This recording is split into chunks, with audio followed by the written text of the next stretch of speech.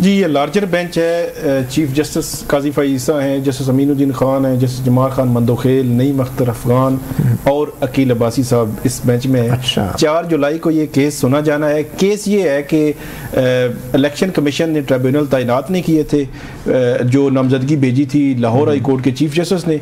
उसके बाद ये मामला लाहौर हाई कोर्ट के जस्टिस शाहिद करीम के सामने गया, तो उन्होंने ये फैसला दिया था कि जो नामजदगी चीफ जस्टिस हाई कोर्ट भेज देता है वो बाइंडिंग है इलेक्शन कमीशन पर।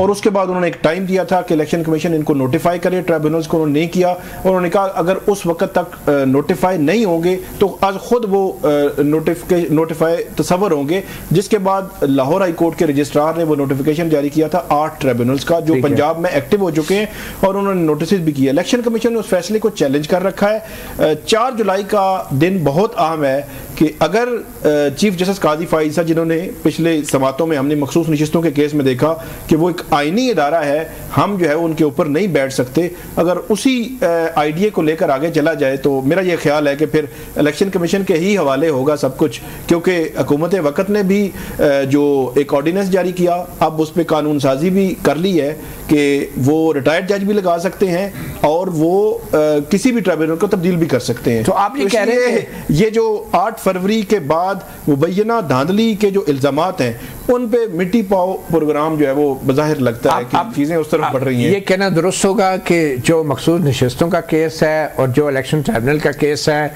इन दोनों मुकदमात में जो पार्लियामेंट के अंदर बैलेंस ऑफ पावर है वो शेक हो सकता है, और इन दोनों मुकदमात में चीफ जस्टिस काजी फ़ाइसा का खुद आने का मतलब। और एक हैरानी की बात है कि ये जो 5 रुकनी बेंच है, इसमें 3 जजों में एक बात मुश्तरक है, और तीनों बलूचिस्तान से। हालांकि आमतौर पे कोर्ट कमेटी जो है मतलब पता नहीं जो भी है, मगर ये है कि बड़ी हैरानी की बात है। बस मलिक, आपको क्या लग रहा है, क्या इस बेंच में भी चीफ जस्टिस काजी फ़ाइसा का होना जरूरी था ये इलेक्शन ट्रिब्यूनल के केस में? ग्रांट उन्होंने की जस्टिस काजी फ़ाइसा ने, और ये लार्जर बेंच के भेज दिया। रिस्क भी जस्टिस काजी फ़ाइसा नहीं ले सकते। देखें, ये जो केसेस 2 बता रहे हैं, ये सिस्टम जो मौजूदा सिस्टम है इसकी कंटिन्यूटी के लिए बड़े इंपॉर्टेंट है, और जस्टिस काजी फ़ाइसा सिस्टम की गारंटी है। तो वो कैसे हो सकता है कि वो बाहर रहे इस मामले में? अच्छा, उसमें तो उन्होंने लीव ग्रांट नहीं की, फिर भी वो खुद आ गए। बल्कि काजी फ़ाइसा 3 बलूचिस्तान से 3 जजेस हैं जो उनके काफी करीब हैं। वही बात कर रहा हूँ कि इसमें जस्टिस मंसूर अली शाह नहीं है, जस्टिस मुनीब अख्तर नहीं है, और जस्टिस सत्तर मिनल्ला जो नहीं है। इसमें जो एक हम तकसीम के ये वो जजेस हैं जो हम समझते हैं कि जस्टिस काजी फ़ाइसा कि अमूमन जो है वो इंडोर्समेंट ही करते हैं अमूमन उनके पॉइंट ऑफ व्यू को। तो चाहे वो मलिक शहजाद साहब की सुप्रीम कोर्ट में एलिवेशन, आपको याद होगा कि जैसे याही अफरीदी ने मुखालफत की, जैसे मुनीब ने मुखालफत की, जैसे मंसूर अली शाह ने मुखालफत की, जैसे अमीनुद्दीन खान का वही सोच थी जो जस्टिस काजी फ़ाइसा की। यही रिजर्व सीट में भी आपको लग रहा है। तो ये सिस्टम की कंटिन्यूटी के लिए दोनों केसेस हैं, और मेरा ख्याल है इसमें फैसला भी जब लीव ग्रांट हुई थी, क्योंकि जस्टिस काजी फ़ाइसा इलेक्शन कमीशन को इस वक्त बहुत ज्यादा अहमियत दे रहे हैं, और वो कहते हैं क्योंकि अब मेरे ख्याल में जो 13 जनवरी का बल्ले वाला फैसला है उस पे इलेक्शन कमीशन ने अगर ये कह दिया कि हमने तो बल्ले वाले फैसले की वजह से निशान नहीं दिया था, तो वो भी शायद चाहते हैं कि इलेक्शन कमीशन को इतनी अहमियत दें कि वो ये कह ही ना पाए कि हमने आपके फैसले की वजह से ये किया था। तो अभी तक इलेक्शन कमीशन ने ये खुल के कहा भी नहीं है, अभी तक ये नहीं कहा। देखें, इलेक्शन कमीशन को तो जस्टिस काजी फ़ाइसा की तरफ से बड़ी इज्जत मिल रही है, और वो आज यही था कि इसमें दोनों की इज्जत है ना। भारत साकिब बशीर साहब, ये मामला झगड़ा इलेक्शन ट्रिब्यूनल का इस्लामाबाद से शुरू हुआ था। 3 सीटें इस्लामाबाद की, तीनों पे जो 2 नून लीग के बाद में तीसरे भी नून लीग में शामिल हो गए। फॉर्म 45 पेश नहीं किए, 3-4 महीने उनको मौके मिलते रहे, जुर्माने भी हुए। इवन के इलेक्शन कमीशन ने भी फॉर्म 45 जो है तीनों कॉन्स्टिट्यूंसीज के पेश नहीं किए।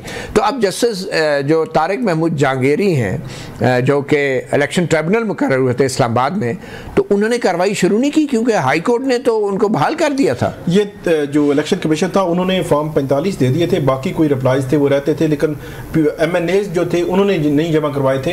अब जस्टिस तारिक महमूद जहांगीरी जो ट्रिब्यूनल है वो भी बड़ी एक इंटरेस्टिंग और दिलचस्प सूरत हाल बनी हुई है कि एक 4 जुलाई को सुप्रीम कोर्ट समाअत करेगी, 9 जुलाई को चीफ जस्टिस आमिर फारूक साहब समाअत करेंगे। तो अर्ली हेयरिंग की एप्लीकेशन डाली थी जो उम्मीदवार थे PTI के, तो अब 8 जुलाई को उन्होंने ट्रिब्यूनल के मुकर्रर कर दिया है कि 8 जुलाई को जो है समाअत करेंगे। अब 30 मई के बाद 8 जुलाई के बाद जो समात अब आगे बढ़ेगी, वो तो 8 को होगी ना, ये 5 रुकनी बेंच तो 4 जुलाई को बैठा हुआ है और 4 जुलाई को मेरा ख्याल है नहीं, लेकिन ये मैटर तो पेंडिंग है। इलेक्शन कमीशन गया है इस्लामाबाद हाई कोर्ट के इंटरम ऑर्डर के खिलाफ, वहां तो मैटर था सिर्फ लाहौर हाई कोर्ट का। नहीं, मैं ये कह रहा हूँ कि 9 जुलाई को, क्योंकि इंटरम ऑर्डर इंटरम दिया है उन्होंने लीव, तो 9 जुलाई को सुनना है चीफ जस्टिस आमिर फारूक ने। और दूसरी तरफ हुकूमत वक्त ने सेनेट का इजलास ही बुला लिया है अभी थर्सडे को, तो इट मीन कि वो लेजिस्लेशन जो मुकम्मल करना चाह रहे हैं कि ये जो तब्दीली है इसकी ट्राइब्यूनल की तब्दीली या रिटायर्ड जज की तैनाती वो पक्की जो है उस पर स्टैंप लग जाए। लेकिन ये तो कि ये अपील जो इलेक्शन कमीशन की ये लाहौर हाई कोर्ट की कार्रवाई के ये सुप्रीम कोर्ट में लाहौर हाई कोर्ट के उसके खिलाफ है। लेकिन एक चीज बड़ी इंटरेस्टिंग है, उसमें जो रिमार्क्स ऑब्जर्वेशंस होंगी वो अल्टीमेटली 9 जुलाई के इस्लामाबाद हाई कोर्ट के उस पर असरअंदाज। लेकिन लाहौर हाई कोर्ट कमीशन की कितनी अफादियत है, लेकिन लाहौर हाई कोर्ट का फैसला मुअत्तल तो नहीं हुआ। नहीं, वो ट्राइब्यूनल्स काम भी कर रहे हैं, नोटिस भी कर रहे हैं, वो सारे एक्टिव हैं। चलें, ये बड़ी अहम बात है। साकिब शी, जो फौजी अदालतों वाला केस है वो भी समात के लिए मुकर्रर हो गया है, बल्कि इसनात अगर कोई मैं इफ़ यू डोंट माइंड, हमें बैरिस्टर एतजाज़ ऐसा ने भी ज्वाइन किए हैं, सीनियर लॉयर हैं। बैरिस्टर एतजाज़ ऐसा बहुत शुक्रिया सहाफ़ी प्रोग्राम को वक्त देने का। बड़ी तेज़ी से नई डेवलपमेंट हो रही हैं। एक तरफ तो मखसूस नशिस्तों वाला केस था जिसमें चीफ जस्टिस काजी फ़ाइज़ साहब फुल कोर्ट बना के खुद उसमें आ गए।